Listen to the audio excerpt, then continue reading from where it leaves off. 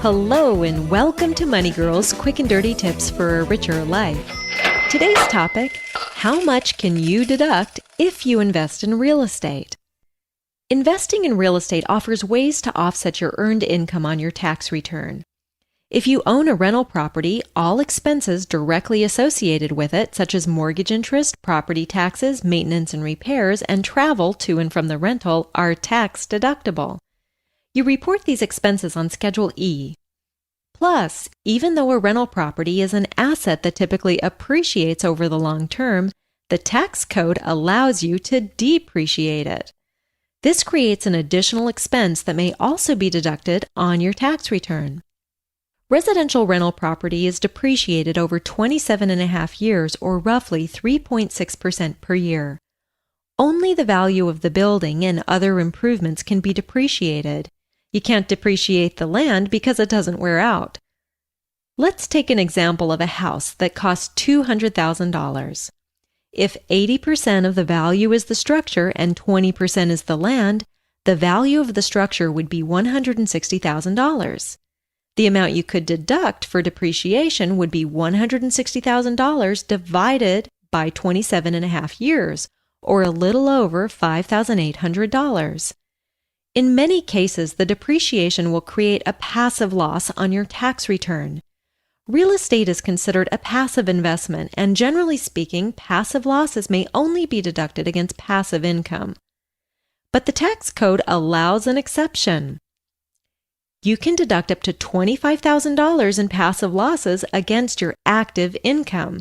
That is, your income from working or from dividends, if you meet the requirement for active participation. Okay, so what does that mean? Active participation means you must own at least 10% of the rental property and be responsible for significant decisions affecting it. Even if you use a property manager to manage your rental, you'll meet the requirement for active participation if you make key management decisions, such as approving tenants and expenses for repairs. Here's an example of how the passive loss deduction works. Let's say you're single and your modified adjusted gross income is $50,000. And let's say you have a $10,000 passive loss from a duplex you own and actively participate in. In this example, you could deduct the full $10,000 loss from your $50,000 earnings, reducing your taxable income significantly for that year. As long as your modified adjusted gross income is $100,000 or less, you can deduct rental real estate losses of up to $25,000 per year from your earned income, whether you're single or married and file jointly.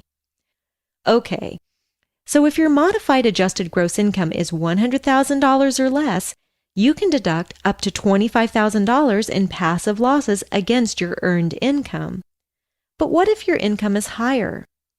For modified adjusted gross incomes between $100,000 and $150,000, the deduction phases out. It's reduced 50 cents for each dollar your income exceeds $100,000. So if your modified adjusted gross income were $125,000, for example, you'd be eligible to deduct up to $12,500 in rental real estate losses from your earned income. If your modified adjusted gross income is $150,000 or more, you're no longer eligible for the deduction. But even if you're not eligible, you don't lose the deduction. You can carry over real estate investment losses indefinitely to future years and use them when your income falls to a level that makes you eligible. You can also use the carryover losses to offset capital gains when you sell a rental property.